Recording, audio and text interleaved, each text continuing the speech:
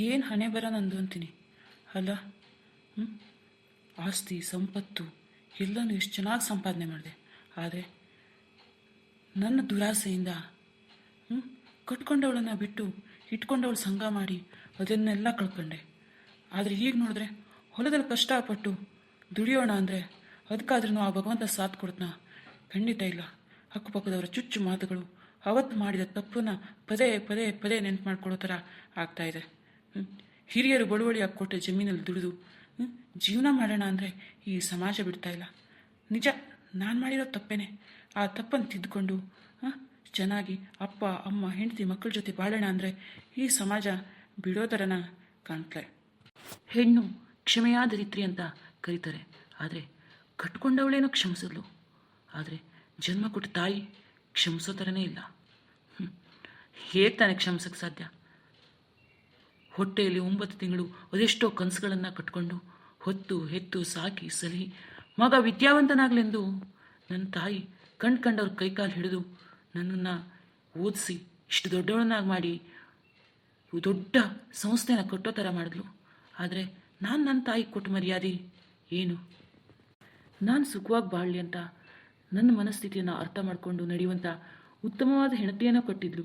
ಆದರೆ ನನ್ನ ಆಸೆ ಆಕಾಂಕ್ಷೆಗಳಿಗೆ ಅವಳು ಸ್ಪಂದಿಸಲ್ಲ, ನನ್ನ ಶ್ರೀಮಂತಿಕೆಗೆ ಹೊಂದ್ಕೊಂಡು ಹೋಗಲ್ಲ, ವಿದ್ಯಾವಂತೆ ಅಲ್ಲ, ವೇಷಭೂಷಣ ಚೆನ್ನಾಗಿಲ್ಲ ಅಂದ್ಬಿಟ್ಟು ಇನ್ಯಾವಳೋ ಸಾಹಸ ಮಾಡಿದ್ರೆ ಯಾವ ತಾಯಿ ತಾನೇ ಸಹಿಸ್ಕೊಳ್ಳೋಕೆ ಸಾಧ್ಯ? ತನ್ನ ಮಗನ ಬಗ್ಗೆ ಅದೆಷ್ಟೋ ಕನಸುಗಳನ್ನು ಇಟ್ಕೊಳ್ಳೋ ತಾಯಿ ಮಗ ತಪ್ಪು ಮಾಡಿದ್ರೆ ಕ್ಷಮಿಸೋಕ್ಕೆ ಸಾಧ್ಯನಾ? ತನ್ನ ಪುನರ್ಜನ್ಮವನ್ನೇ ನೀಡುವವಳು ತಾಯಿ ಇನ್ನೊಂದು ಮಗುವಿಗೆ ಜನ್ಮವಿತ್ತಬೇಕಿದ್ರೆ ಆ ಥರದಲ್ಲಿ ತನ್ನ ಮಗ ತನ್ನ ನಂಬಿಕೆಗಳಿಗೆ ದ್ರೋಹ ಬಗೆದ್ರೆ ಸಹಿಸ್ಕೊಳ್ಳೋಕೆ ಸಾಧ್ಯ ಇಲ್ಲ. ನನ್ನ ತಾಯಿ ಮಾಡಿರೋದು ತಪ್ಪು ಅನ್ನೋ ಭಾವನೆ ಎಂದಿಗೂ ಕಾಡ್ತಾ ಇಲ್ಲ. ಆದರೆ ಯಾವತ್ತಾದರೂ ಒಂದು ದಿವಸ ನನ್ನನ್ನು ಕ್ಷಮಿಸ್ಬೋದು ಅಂತ ಕಾಯ್ತಾ ಇದ್ದೆ. ಯಾಕೋ ಗೊತ್ತಿಲ್ಲ, ಅಮ್ಮನಾದರೂ ಕ್ಷಮಿಸ್ಬೋದು, ಆದರೆ ಈ ಸಮಾಜದ ಚುಚ್ಚು ಮಾತುಗಳಿಂದ ಹೇಗೆ ತಪ್ಪಿಸ್ಕೊಳ್ಳೋದು ಅಂತಲೇ ಗೊತ್ತಾಗ್ತಾ ಇಲ್ಲ. ನಾನು ನನ್ನ ಪಾಡಿಗೆ ಕೆಲಸ ಮಾಡ್ತಾಯಿದ್ರು ಓ ದಾರಿ ಹೋಗರು ಅಂತಾರೆ. ಓ ಇವನು ಶ್ರೀಕಾಂತಪ್ಪ ಅಲ್ವೇ ನೋಡಿ, ಒಂದು ಕಾಲದಲ್ಲಿ ಹ್ಯಾಟು ಬೂಟು ಹಾಕ್ಕೊಂಡು ಜಾಕೆಟ್ ತೊಟ್ಕೊಂಡು ಕಾರ್ನ ಮೇಲೆ ಜೀ ಅಂತ ಹೋಗೋನು ಹೆಂಗೆ ಬಂತು ನೋಡಿ ಪರಿಸ್ಥಿತಿ ಅಂತ ಹೇಳೋರೇ ಜಾಸ್ತಿ. ಇಟ್ಕೊಳ್ಳೋವನ್ನ ನಂಬ್ಕೊಂಡು ಕಟ್ಕೊಳ್ಳೋಂಡವನ ಮರೆತ್ರೆ ಹಿಂಗೆ ಆಗತ್ತೆ ಅಂತ ಹೇಳೋರೇ ಜಾಸ್ತಿ. ಅದು ಬಿಟ್ಬಿಟ್ಟು ಹೋಗ್ಲಿ ಶ್ರೀಕಾಂತಪ್ಪ, ಏನೋ ಅವತ್ತು ತಪ್ಪು ಮಾಡಿದ್ಯಾ, ಈಗ ತಿದ್ದುಕೊಂಡು ನಡೀತಿದ್ಯಾ, ಬಾರಪ್ಪ ನಾನು ನಿನಗೆ ಸಹಾಯ ಮಾಡ್ತೀನಿ ಅನ್ನೋರೇ ಇಲ್ವಲ್ಲಪ್ಪ. ಓ ಯೋಚನೆ ಮಾಡ್ತಾ ಮಾಡ್ತಾ ಸಾಯಂಕಾಲ ಆಗಿದೆಯೋ ಗೊತ್ತಾಯಿಲ್ಲ. ಅಲ್ಲಿ ನನಗೋಸ್ಕರ ಕಾಯ್ತಾ ಇರ್ತಾ ಅಪ್ಪ ಅಮ್ಮ ಗಂಗಾ ಮಕ್ಕಳು ಎಲ್ಲ. ಬೆಳಿಗ್ಗೆ ಹೋದವನು ಇನ್ನೂ ಪತ್ತೆನೇ ಇಲ್ಲ ಹೇಳಿ ನನಗೋಸ್ಕರ ಬಾಗಿಲಲ್ಲೇ ಕೂತ್ಕೊಂಡು ಗಂಗಾ ಕಾಯ್ತಾ ಇರ್ತು. ನನ್ನ ಯೋಚನೆಯಲ್ಲಿ ನಾನೇ ಮೈ ಮರ್ತೆ. ಯಾರಿಗೆ ತಾನೇ ಕಷ್ಟ ಇರ್ತಲೆ. ಕೆಳಗಿದ್ದವನನ್ನು ನೋಡ್ಕೊಂಡು ಮೇಲಿದ್ದವನು ಖುಷಿ ಬೇಡ, ಆ ದೇವ್ರು ನನಗೆ ಇಷ್ಟ ಆದ್ರೂ ಸುಖ ಕೊಟ್ಟಿದ್ನಲ್ಲ ಹೇಳಿ. ಬೇಜಾರೆಂಥದ್ದು ಅಂದರೆ ಬಿತ್ತನೆ ಸಮಯ ಆಯಿತು.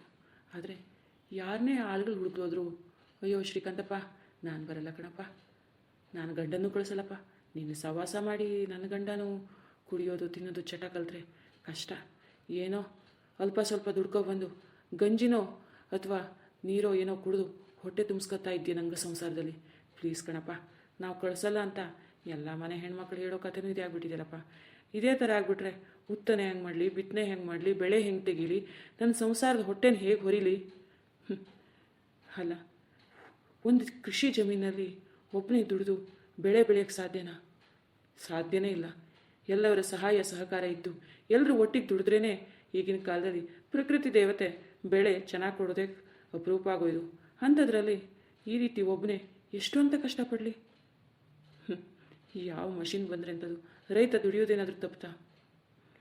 ಅದೆಷ್ಟೋ ದಿವಸ ನಾನು ನನ್ನ ದುರಹಂಕಾರದಿಂದ ಆವತ್ತು ಅನ್ನವನ್ನು ಚೆಲ್ಲಿದ್ದಿದ್ದು. ಆದರೆ ಈಗ ಗೊತ್ತಾಗ್ತಾ ಇದ್ದು ಅನ್ನದ ಬೆಲೆ ಎಂಥದೋಳಿ. ಕಷ್ಟ ಬಂದಾಗ್ತಾನೆ ಸುಖದಲ್ಲಿ ಮಾಡಿದ ಪಾಪಗಳು ನೆನಪಾಗಕ್ಕೆ ಸಾಧ್ಯ. ಆವತ್ತೇ ಒಂದಿಷ್ಟು ನಾನು ಬೆಳೆದು ಬಂದಿದ್ದ ಜೀವನದ ಬಗ್ಗೆ ಒಂದು ಕ್ಷಣ ಯೋಚನೆ ಮಾಡಿದರೆ ಅಷ್ಟೊಂದು ಪಾಪಕರ್ಮಗಳನ್ನು ಮಾಡೋಕ್ಕೆ ಸಾಧ್ಯನೇ ಇರಲಿಲ್ಲ. ಎಲ್ಲಿ ಹುಟ್ಟಿದ್ನೋ ಅದು ಎಲ್ಲಿ ಬೆಳೆದ್ನೋ ಇವತ್ತು ಅಲ್ಲೇ ಬಂದು ನಿಂತಿದ್ದೆ. ಯಾವತ್ತಿದ್ರೂ ಎಷ್ಟೇ ಶ್ರೀಮಂತಿಗೆ ಇದ್ದರೂ ಉಣ್ಣೋದು ಅನ್ನನೇ, ಕೈ ಹಿಡಿಯೋದು ಕೃಷಿನೇ. ದೇಶಕ್ಕೆ ಸಾವಿರಾರು ಜನಕ್ಕೆ ಅನ್ನ ನೀಡಂದರೆ ಆ ಪುಣ್ಯದ ಕೆಲಸ ಬೇಕು ಅಂದರೆ ಈ ಕೃಷಿಯಲ್ಲಿ ಉಳುಮೆ ಮಾಡಲೇಬೇಕು. ಆದರೆ ನನಗೆ ಯಾಕೋ ಅದೃಷ್ಟನೇ ಕೈಗೂಡ್ತಾ ಇಲ್ಲ. ಏನು ಮಾಡಲಿ, ಎಲ್ಲರ ಮನೆಗೆ ಹೋಗಿ ಬೇಡಿದ್ದೇ ಬಂತು. ನಾಳೆಗೆ ಒಂದಿಬ್ಬರು 3 ಜನ ಆದ್ರೂ ಕೆಲಸದವ್ರು ಸಿಕ್ಕಿದ್ರೆ ಕೆಲಸದ ಕೆಲಸನಾದರೂ ಮುಗಿದಿತ್ತು. ತೋಟದಲ್ಲಿ ಅದೆಷ್ಟೋ ಕಳೆಗಳು ಬೆಳೆದು ಕಳೆ ತೆಗೆಯದೆ ಉತ್ತನೆ ಹೆಂಗೆ ಮಾಡೋದು, ಬಿತ್ತನೆ ಹೆಂಗೆ ಮಾಡೋದು? ಮಳೆ ನೋಡಿದ್ರೆ ಯಾಕೆ ಈ ವರ್ಷ ಸಿಕ್ಕಾಪಟ್ಟೆ ಕಡಿಮೆ ಅನ್ನಿಸ್ತಾ ಇತ್ತು. ಉತ್ತನೆ ಬಿತ್ತನೆ ಮಾಡಿದ್ರಾತ ಎಷ್ಟು ಕಾಳುಗಳಿಗಾಗಿ ಒದ್ದಾಡವೋ ಗೊತ್ತಿಲ್ಲ, ಕಾಳುಗಳೆಲ್ಲ ಬೈಂದಾಳು ಗೊತ್ತಿಲ್ಲ. ಈ ಸಲ ಭತ್ತ ಗೋಧಿ ಹಾಕಿದ್ರೆ ಉತ್ತಮ ಬೆಳೆ ಬರ್ಲಕ್ಕೂ ಅನ್ಕೋತಾ ಇದ್ದೆ, ಆದರೆ ಭತ್ತ ಎಂಥದ್ದು ಗೊತ್ತಿಲ್ಲ. ಅಡಿಕೆ ಅಂತೂ ಮುಗುಡೆಲ್ಲ ಉದುರು ಹೋಗಿ ಈ ಮುಂದಿನ ಸಲದ ಬೆಳೆನೂ ಕಡಿಮೆ ಆಗ್ತೀನ. ಹಿಂದಿನ ಸಲ ಬೆಳೆ ಎಲ್ಲ ಮಳೆ ಹೆಚ್ಚಾಗಿ ತೊಳೆದೋತು. ಈ ಸಲ ಮಳೆ ಬರದೆ ಎಲ್ಲ ಒಣಗೋತ್ಕೊಳ್ಳೋ ಪರಿಸ್ಥಿತಿ ಬತ್ತೆ ನಂಗೆ ಕಾಣ್ತಾ ಇತ್ತು. ಜೂನ್ ತಿಂಗಳು ಶುರುವಾದರೂ ಮುಂಗಾರು ಬರೋಕ್ಕಾಗಿತ್ತು, ಆದರೆ ಮುಂಗಾರು ಯಾಕೋ ಬರೋಂಗೆ ಕಾಣ್ತಾ ಇಲ್ಲ. ರೈತರ ಗೋಳನ್ನು ಕೇಳುವವು ಯಾರು? ಅದಕ್ಕೋಸ್ಕರನೇ ಎಲ್ಲ ರೈತರು ತಾವು ಪಟ್ಟ ಕಷ್ಟ ತಮ್ಮ ಅಕ್ಕ ಪಡೀಲಿಲ್ಲ ಹೇಳ್ಕೊಂಡು Yellavva engineer, doctor, IAS officer ಏನೋ ಒಂದು ಆಗಪ್ಪ ಕಲ್ತ್ಕೊಂಡು ಬೆಂಗಳೂರಿಗೆ ಹೋಗಿ ಸೇರಪ್ಪ ಹೇಳೋವೇ ಜಾಸ್ತಿ. ಕೆಲಸ ಮಾಡಿಸ್ಬ ಅಂದರೆ ಆಳ್ಗ ಸಿಕ್ತಲೆ, ಆಳ್ಗ ಸಿಕ್ಕಿದ್ರೆ ಆಳ್ಗೋಗಿ ಪಗಾರ ಕೊಟ್ಟಲೆ ಅಡಿಕೆ ಬೆಳೆ ದುಡ್ಡು ಅಥವಾ ಭತ್ತದ ಬೆಳೆ ದುಡ್ಡು ಸಾಕಾಗ್ಲೇ ಹೇಳೋ ಪರಿಸ್ಥಿತಿ ಇದ್ದು. ಹಿಂಗಿದ್ರೆ ರೈತರ ಜೀವನ ಭಾರಿ ಕಷ್ಟ. ರೈತಾಂಗ ದುಡಿಯೋದೇ ಹೋದರೆ ಬೆಂಗಳೂರಲ್ಲಿ ನೌಕರಿ ಮಾಡೋಕೆ ಅನ್ನ ಹಾಕವಾದರೂ ಹೆಂಗೆ? ಎಲ್ಲರ ಮನೆಯೂ ವೃದ್ಧಾಶ್ರಮ ಈಗಾಗಲೇ ಆಯೋಯ್ದು. ಮುಂದಿನ ಜೀವನನ ಹೆಂಗೆ ಮಾಡೋದು ಅಂತಲೇ ಗೊತ್ತಾಗ್ತಾ ಇರಲಿಲ್ಲಪ್ಪ. ಎಷ್ಟು ಜನರ ಮನೆ ಬಾಗಿಲಿಗೆ ಹೋಗಿ ನಾಳೆ ಒಂದು ದಿವಸ ಬನ್ನಿ, ನಾಳೆ ಒಂದು ದಿವಸ ಬನ್ನಿ ಹೇಳಿ ಕೇಳ್ಕೊಂಡ್ರುವ ನನ್ನ ಹಣೆ ಬರೋಕ್ಕೆ ಒಬ್ಬನೇ ಒಬ್ಬ ಬೊಪ್ಪವಿಲಿಯಲ್ಲಿ ಆಳಗೋ. ಇದೇ ರೀತಿ ಆದರೆ ಮುಂದೆ ಇನ್ನೊಂದು 10 ವರ್ಷ ಕಳೆದ್ರೆ ದುಡ್ಡಿಗೆ ಬೆಲೆ ಇಲ್ಲದೆ ಇರೋ ಪರಿಸ್ಥಿತಿ ಬತ್ತು. ಬಿತ್ತನೆ ಮಾಡೋವಿಲ್ಲ, ಉಳುಮೆ ಮಾಡೋವಿಲ್ಲ, ಬೆಳೆ ಬೆಳೆಯೋವಿಲ್ಲ. ಪೆಟ್ರೋಲ್ ಖಾಲಿ ಆಗ್ತಾಯಿದ್ದು, ಡೀಸೆಲ್ ಖಾಲಿ ಆಗ್ತಾಯಿದ್ದು, ಸೀಮೆ ಎಣ್ಣೆ ಭೂಮಿಲಿ ಸಿಗ್ತಾ ಇಲ್ಲ. ಕತ್ತಲೆ ಭಾಗ್ಯ ಬೇರೆ ಶುರುವಾಯಿತು. ಮುಂದಿನ ಪರಿಸ್ಥಿತಿ ನೆನೆಸ್ಕೊಂಡ್ರೆ ತುಂಬ ಭಯ ಆಗ್ತಾಯಿತ್ತು. ಎಲ್ಲಿಗೆ ಹೋಗಿ ಮುಟ್ತು ಈ ಮನುಷ್ಯನ ಜೀವನ? ತನ್ನ ದುರಾಸೆಗಾಗಿ ಮರಗಳನ್ನು ಕಡ್ದ ಮಳೆ ಬತ್ತಲೆ, ಭೂಮಿಯನ್ನು ಅಗದು ಚಿನ್ನನ ಯಥೇಚ್ಛವಾಗಿ ತೆಗೆದ. ಚಿನ್ನನೇ ಭೂಮಿಲಿ ಸಿಗ್ತಾ ಇಲ್ಲ. ಶ್ರೀಮಂತರಾದವು ಶ್ರೀಮಂತರಾಗ್ದ, ಬಡವರಾದವು ಬಡವರಾಗೇ ಉಳ್ದ. ಏನೋ ಮನೇಲಿ ಒಬ್ಬರ ಮನೆಯಲ್ಲಿ 4-5 ಗಾಡಿ. ಪೆಟ್ರೋಲು ಒಂದು ದಿವಸಕ್ಕೆ ಏನಂದಿಲ್ಲ ಅಂದರೂ ಸಾವಿರಾರು ಲೀಟರಷ್ಟು, ಲಕ್ಷದಷ್ಟು ಲೀಟರ್ ಪೆಟ್ರೋಲ್ ಖಾಲಿ ಆಗ್ತಾಯಿದ್ರೆ ಭೂಮಿ ತಾಯಿ ಒಡಲನಿಗೆ ಎಷ್ಟಾಗಿದ್ರೂ ಖರ್ಚಾಗೋ ಸಂಪತ್ತೆಯ. ಇದೇ ರೀತಿ ಆಗಿಬಿಟ್ರೆ ಪ್ರಕೃತಿ ಸಮತೋಲನ ಕಾಪಾಡ್ಕೊಂಬೋದಾದ್ರೂ ಹೇಗೆ? ಗಿಡ ನೆಡೋವಿಲ್ಲ, ಗಿಡ ಕಡಿಯೋವು ಹೆಚ್ಚು. ಸಿಲಿಂಡರ್ ಸಿಗ್ತಾ ಇಲ್ಲ, ಸೌದಿ ಒಲೆಯಲ್ಲಿ ಮಾಡಲಾಗ್ತಾ ಇಲ್ಲ. ಪ್ರಕೃತಿ ಕಡಿದ ಮೇಲೆ ಸೌದಿಯಲ್ಲಿ ಸಿಕ್ಕಲು ಸಾಧ್ಯ? ಹೀಗೆ ಆದರೆ ಮುಂದಿನ ಜೀವನ ಒಬ್ರಿಗೊಬ್ರು ಕಡ್ಕೊಂಡು ಬಡ್ಕೊಂಡು ತಿನ್ನೋ ಪರಿಸ್ಥಿತಿ, ಮನುಷ್ಯ ಕಚ್ಚಾಡ್ಕೊಳ್ಳೋ ಪರಿಸ್ಥಿತಿ ಅಂತೂ ಒಬ್ಬರಿಗೆ ಗ್ಯಾರಂಟಿ. ಅವ್ರು ಕಂಡ್ರೆ ಅಸೂಯೆ, ಇವ್ರು ಕಂಡ್ರೆ ಅಸೂಯೆ, ಪಡೋದೇ ಆಯೋತು. ಒಬ್ಬ ಶ್ರೀಕಾಂತಪ್ಪ, ಇದು ಎಂಥದೋ ಮಾರಾಯನೇ ಹೇಳಿ ಆಡ್ಕೊತಾ ಇದ್ರ? ತಪ್ಪು ಮಾಡಿ ಶಿಕ್ಷೆ ಅನುಭವಿಸಿದ ಮೇಲೆ ಇದ್ರ ಬಗ್ಗೆ ಎಲ್ಲ ಗೊತ್ತಾಗಿದ್ದು. ಅದಕ್ಕೋಸ್ಕರ ಶ್ರೀಕಾಂತಪ್ಪ ಈ ರೀತಿ ಮಾತಾಡ್ತಾ ಇದ್ದ. ಹಣ, ಆಸ್ತಿ, ಅಂತಸ್ತು ಕೇವಲ ಕ್ಷಣಿಕ ಮಾತ್ರ. ಅವರವರ ಪಾಪ ಕರ್ಮಗಳು ತೀರಿದ ಮೇಲೆ ಅವನ ಬದುಕು ಹೀಗೇನೆ. ನಾವು ಶ್ರೀಮಂತಿಕೆ ಬಂತೋಳಿ ಅಹಂಕಾರದಿಂದ ಮೆರೆದು ದುರಹಂಕಾರದಿಂದ ಆಡಳಿತ ಮಾಡಿದ್ರೆ ನನ್ನ ಪರಿಸ್ಥಿತಿನೇ ನಿಂಗೊಕ್ಕೂ ಗೊತ್ತು. ಹಣ ಇದ್ದು ಹೇಳ್ಕೊಂಡು ಇತಿ ಮಿತಿಲಿ ಖರ್ಚು ಮಾಡದೆ ಹೋದರೆ ಮುಂದೊಂದು ದಿವಸ ನಮ್ಮ ಸಂಸಾರ ಬೀದಿ ಬಪ್ಪುದಂತೂ ಗ್ಯಾರಂಟಿ. ಏನ್ರಿ ಇದು? ಗಂಗಾ, ಇದೇನಿದು? ಇಷ್ಟು ಕತ್ಲಾದ್ರೂ ಮನೆ ಒಳಗಡೆ ಹೋಗದೆ ಇಲ್ಲೇ ಕಾಯ್ತಾ ಇದೆಯಾ? ಎಂತಕ್ಕೆ? ಮನೆ ಒಳಗಡೆ ಹೋಗಿ ಕುತ್ಕೊಳ್ತಾನೆ. ಸೊಳ್ಳೆಗಳು ಬೇರೆ ಸಿಕ್ಕಾಪಟ್ಟೆ ಕಚ್ತಾ ಇದ್ದ. ಎಂತಕ್ಕೆ ಇಲ್ಲೇ ಬಾಗಿಲಲ್ಲಿ ಕುತ್ಕೊಂಡು ಕಾಯ್ತಾ ಇದ್ದೆ? ನಾನು ಅಂದ್ಕೊಂಡೆ ನನಗೋಸ್ಕರ ನೀನು ಕಾಯ್ತಾ ಇರ್ತಾ ಹೇಳಿ. ಅಲ್ಲ ರೀ, ನಿಮಗೋಸ್ಕರ ಕಾಯ್ತಾ ಇಲ್ಲ, ಇನ್ಯಾರಿಗೋಸ್ಕರ ಕಾಯಲಿ?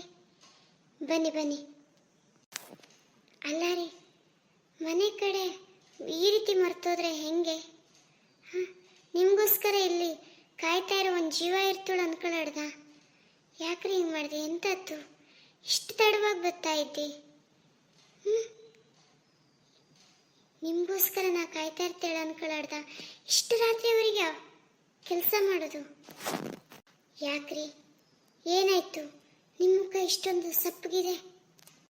ಅಯ್ಯೋ ಶಿವನೇ, ಮನೆಗೆ ಬಂದಿರೋ ಗಂಡಂಗೆ ಕುಡಿಯೋದಕ್ಕೆ ನೀರು ಕೊಡ್ಲಾ, ಕಾಲು ತೊಳೆಯೋದಕ್ಕೆ ನೀರು ಕೊಡ್ಲಾ, ಕುತ್ಕೊಳ್ರಿ ಅನ್ನೋದು ಬಿಟ್ಟು ಈ ರೀತಿ ಒಂದ್ರ ಮೇಲೆ ಒಂದು ಪ್ರಶ್ನೆ ಕೇಳ್ತಾ ಇರೋದು.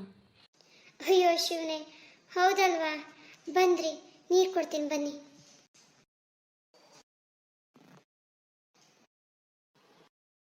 ಕ್ಷಮಿಸ್ರಿ, ಇಷ್ಟೊತ್ತಿಂದ ನಿಮಗೋಸ್ಕರ ಕಾದು ಕಾದು ತುಂಬಾನೇ ವಿಚಾರಗಳು ಮಾಡ್ತಾ ಇದ್ನ, ಬೇಜಾರು ಹಾಕ್ಕೊಂಡಿದ್ದ. ಅದಕ್ಕೋಸ್ಕರ ನೀರು ಬೇಕಂತ ಕೇಳೋದನ್ನೇ ಮಾಡ್ತಾ ಇರಿ. ಒಂದು ನಿಮಿಷ ಹೋಗಿ ನೀರು ತಗೊಬರ್ತೀನಿ. ಇಲ್ಲೇ ಕೂತ್ಕೊಳ್ರಿ. ಸರಿ ಆಯಿತು, ಹೋಗಿ ನೀರು ತಗೋಬಾ. ಕೂತ್ಕೊಳ್ಳಿ, ನೀರು ತಗೊಬರ್ತೀನಿ. ತಗೊಳ್ರಿ ನೀರು.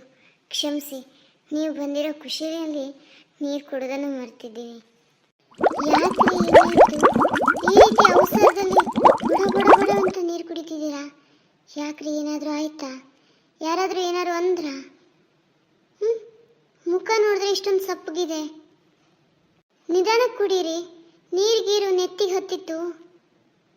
ಏನಿಲ್ಲ ಕಣೆ, ನೀ ಕಾಯ್ತಾ ಇರ್ತೀಯ ಅಂತ ಅವಸರದಲ್ಲಿ ಬೇಗ ಬಂದ್ಬಿಟ್ನಾ, ಅದಕ್ಕೆ ಸ್ವಲ್ಪ ಸುಸ್ತಾಯ್ತಷ್ಟೇ. ಆರೋಗ್ಯ ಚೆನ್ನಾಗಿದೆ ತಾನೇ? ಏನ್ರಿ ಇದು ಇಷ್ಟೊಂದು ಮೈ ಸುಡ್ತಾ ಇದೆ? ಏನ್ರಿ ಆಯ್ತು ನಿಮಗೆ? ಅದಕ್ಕೆ ಹೇಳೋದು, ಟೈಮ್ ಟು ಟೈಮ್ ಮನೆ ಬನ್ನಿ, ಮಧ್ಯಾಹ್ನ ಟೈಮ್ ಟು ಟೈಮ್ ಊಟ ಮಾಡಿ ಅನ್ನೋದು. ಅದೇನು ಮಾಡಲ್ಲ. ನೋಡಿ, ಇವಾಗ ಜ್ವರ ಬಂದಿರೋಂಗಿದೆ. ಮಳೆಯಲ್ಲಿ ಏನಾದರೂ ನೆಂದ್ರಾ? ಮಳೆ ಬಂತು ಅಂದರೆ ಅಲ್ಲೇ ಗುಡಿಸಲಿರೋ ಹೋಗಿ ಹೋಗ್ಕೊಬೇಕು ತಾನೆ. ಯಾರಾದರೂ ಮಳೇಲಿ ತೊಯ್ತಾ ಕೆಲಸ ಮಾಡ್ತಾರಾ? ನೋಡಿ, ಜ್ವರ ಬಂದಿದೆ, ಸುಸ್ತಾಗಿದೆ, ಅದಕ್ಕೆ ನಮ್ಮ ಮುಖ ಸೆಪ್ಪಗಿರೋದು. ಯಾಕ್ರಿ ಈ ರೀತಿ ದುಡಿದು ಕಷ್ಟಪಡ್ತಾ ಇದ್ದೀರಾ? ಇರುವಷ್ಟರಲ್ಲಿ ಖುಷಿಯಾಗಿರೋಣ ಬಿಡಿ, ಗಂಜಿ ಕುಡಿದ್ರು. ಅಷ್ಟೊಂದು ಕಷ್ಟ ಒಬ್ಬರೇ ಪಡಬೇಕಾ? ಇಲ್ಲ ರೀ, ಇಷ್ಟೊಂದು ಕಷ್ಟಪಡ್ತಾ ಇರೋದು ನನ್ನ ಹತ್ರ ನೋಡೋಕ್ಕಾಗಲ್ಲ. ನಾಳೆಯಿಂದ ನಾನು ಕೆಲಸಕ್ಕೆ ಬರ್ತೀನಿ. ಚೇಚೆ, ಆ ರೀತಿ ಏನಿಲ್ಲ ಕಣೆ. ನೀ ಕೆಲಸಕ್ಕೆ ಬಂದ್ಕೊಂಡು ಏನೇ ಮಾಡ್ತೀಯಾ? ಅಲ್ಲ, ಹೆಣ್ಮಕ್ಳ ಹತ್ರ ದುಡಿಯೋಕ್ಕಾಗತ್ತಾ? ಹೊಲದಲ್ಲಿ ನೇಗೆ ಉಳಕ್ಕಾಗತ್ತೆ? ಹೆಣ್ಮಕ್ಳು ಪಾತ್ರೆ ತೊಳೆದು ನೆಲ ಒರೆಸಿ ಗಂಡ ಸುಸ್ತಾಗಿ ಬಂದ ಅಂದರೆ ಅಡುಗೆ ಮಾಡಿಕೊಟ್ಟು ಈ ರೀತಿ ನೀರು ಕೊಟ್ಟು ಪ್ರೀತಿಯಿಂದ ಮಾತಾಡಿದ್ರೆ ಸಾಕು ಕಣೆ. ಇನ್ನೂ ದುಡಿಬೇಕಾ? ಇಷ್ಟು ದಿವಸ ದುಡ್ದು ಸಾಕು ಕಣೆ, ಇನ್ಮೇಲೆ ನಾನು ದುಡಿತೀನಿ. ಅಯ್ಯೋ, ಯಾಕ್ರಿ ಈ ರೀತಿ ಹೇಳ್ತಾ ಇದ್ದೀರಾ? ಗಂಡ ಹೆಂಡತಿ ಅಂದಮೇಲೆ ಕಷ್ಟ ಸುಖದಲ್ಲಿ ಸಮಪಾಲನ ತಗೋಬೇಕಲ್ವೇ? ನೀವು ಏನು ಮಾತಾಡೋದು ಬೇಡ. ನಾಳೆ ಬೆಳಿಗ್ಗೆಯಿಂದ ನಿಮ್ಮ ಜೊತೆ ನಾನು ಬರ್ತೀನಿ. ನಡೀರಿ, ಹೋಗಿ ಊಟ ಮಾಡಿ ಮಾತ್ರೆ ತಗೊಂಡು ಮಲಗುರಂತೆ. ಇಷ್ಟೇನಾ ಅಥವಾ ಬೇರೆ ಏನಾದರೂ ಇದೆಯಾ? ಕೇವಲ ಜ್ವರ ಬಂದಿರೋದಕ್ಕೆ ಆಯಾಸ ಮಾತ್ರ ಕಾರಣನಾ ಅಥವಾ ಮನಸ್ಸಿಗೇನಾದರೂ ನೋವಾಗಿದೆಯಾ ನಿಮಗೆ? ಹ್ಞೂ ಕಣೆ, ನಾಳೆಗೆ ಒಂದು 3-4 ಆಳುಗಳು ಬೇಕಾಗಿತ್ತು ಕಣೆ. ಎಲ್ಲರ ಮನೆ ಬಾಗಿಲಿಗೂ ಹೋಗಿ ನಾಳೆ ಕೆಲಸಕ್ಕೆ ಬರ್ತೀರಾ ಅಂತ ಕೇಳಿದ್ರೆ ಮನೆ ಹೆಣ್ಮಕ್ಳೆಲ್ಲ ಬಂದು ನಿಮ್ಮ ಜೊತೆ ಕೆಲಸ ಕಳಿಸಲ್ಲ, ನಿಮ್ಮ ಥರನೇ ಕುಡಿಯೋದು, ಸಿಗರೇಟ್ ಸೇದೋದು, ಹೆಣ್ಣಿನ ಚಟ ಕಲ್ತ್ಬಿಟ್ರೆ ನಮ್ಮ ಸಂಸಾರ ನಡೆಯೋದು ಹೆಂಗೆ? ಹೇಗೋ ಅಷ್ಟೋ ಇಷ್ಟೋ ದುಡ್ಕೊಂಡು ಗಂಜಿನ ಕುಡ್ಕೊಂಡು ಜೀವನ ಮಾಡ್ತಿದ್ದೀವಿ ಅಂತ ಚುಚ್ಚು ಮಾತಾಡಿದ್ರು ಕಣೆ ಹೆಣ್ಮಕ್ಳೆಲ್ಲ. ಅದೇನೋ ಸತ್ಯನೇ, ಆದ್ರೂ ನಾನು ಕಲ್ತಿದ್ದೀನಿ ಅಂತ ಬೇರೆಯವ್ರಿಗೆ ಕಲಿಸೋದಿಲ್ಲಾಗಿತ್ತು. ತುಂಬಾ ನೋವಾಯಿತು ಕಣೆ. ಯಾರೂ ಗಂಡಂದ್ರನ್ನ ಕಳಿಸೋಕ್ಕೆ ತಯಾರಿಲ್ಲ ನಮ್ಮನೆ ಕೆಲಸಕ್ಕೆ. ಅವರಿಗೇನು ಗೊತ್ತು ಇವಾಗ ನಾನು ಬದಲಾಗಿದ್ದೀನಿ ಅಂತ? ಹಳೆ ಶ್ರೀಕಾಂತನ ಥರನೇ ಇದ್ದೀನಿ ಅಂತ ಅಂದ್ಕೊಂಡಿದ್ದಾರೆ. ಅದಕ್ಕೆ ಮನೆ ಹೆಣ್ಮಕ್ಳೆಲ್ಲ ಆ ರೀತಿ ಮಾತಾಡಿದ್ರು ತುಂಬ ನೋವಾಯ್ತು ಕಣೆ. ಯಾಕೋ ಗೊತ್ತಿಲ್ಲ, ಎಲ್ಲರ ಮನೆ ಬಾಗಿಲಿಗೆ ಹೋಗಿ ನಮ್ಮನೆ ಕೆಲಸಕ್ಕೆ ಬನ್ನಿ ಅನ್ನೋ ಥರ ಬೇಡೋ ಥರ ಆಯ್ತಲ್ಲ ಅಂತ ಬೇಜಾರಾಗ್ತಿದೆ ಅಷ್ಟೇ. ಹೌದೇ, ಈ ರೀತಿ ಆಯ್ತಾ? ಅಲ್ಲ, ಯಾಕಾದರೂ ಈ ರೀತಿ ಮಾಡ್ತಾರೋ? ಎಲ್ಲನ ಮರೆತು ಸುಖವಾಗಿ ಬಾಳೋಣ ಅಂದ್ರೂ ಈ ಜನ ಮಾತ್ರ ಬಿಡಂಗೆ ಕಾಣಿಸೋದೇ ಇಲ್ಲಲ್ಲಪ್ಪ. ನೋಡಿ, ನೀವೇನು ಯೋಚನೆ ಮಾಡಬೇಡಿ. ನಿಮಗೆ ಸರಿಸಮಾನವಾಗಿ ನಾನು ನಿಮ್ಮ ಜೊತೆ ಬಂದು ಹೊಲದಲ್ಲಿ ಕೆಲಸ ಮಾಡ್ತೀನಿ. ಇಬ್ಬರು ಕಷ್ಟಪಟ್ಟು ದುಡಿಯೋಣ, ಒಳ್ಳೆ ಬೆಳೆನ ಬೆಳೆಯೋಣ. ಯೋಚನೆ ಮಾಡಬೇಡಿ. ನೋಡಿ, ಬನ್ನಿ ಮಾತ್ರೆ ತಗೊಂಡು ಊಟ ಮಾಡ್ಕೊಂಡು ಮಲಗುರಂತೆ. ತುಂಬಾ ಸುಸ್ತಾಗಿ ಬಂದಿದ್ದೀರಾ. ಜ್ವರ ಕಡಿಮೆ ಆಗಿಲ್ಲ ಅಂದರೆ ನಾಳೆ ಹಾಸ್ಪಿಟ್ಲಿಗೆ ಹೋಗಿ ಬರೋಣ. ಅಯ್ಯೋ, ಹಾಸ್ಪಿಟ್ಲಿಗೆ ಬೇರೆ ದುಡ್ಡು ಹಾಕ್ಬೇಕೇನೆ? ಬೇಡ ಕಣೆ, ಇಲ್ಲೇ ಮಾತ್ರೆ ತಗೊಂಡು ಮಲ್ಕೊಂಡ್ರೆ ಸರಿ ಹೋಗುತ್ತೆ. ನೋಡು, ಅಪ್ಪ ಅಮ್ಮಂದು ಊಟ ಆಯ್ತಾ? ಅಯ್ಯೋ, ಏನ್ರಿ ನೀವು? ನಿಮ್ಮನ್ನು ಬಿಟ್ಟು ಅಪ್ಪ ಅಮ್ಮನ ಊಟ ಮಾಡ್ತಾರೆ? ನೀವು ಊಟ ಮಾಡಲಿ ಅಂತ ಅವ್ರು ಊಟ ಮಾಡಲ್ಲ, ಅವ್ರು ಊಟ ಮಾಡಲಿ ಅಂತ ನೀವು ಊಟ ಮಾಡಲ್ಲ.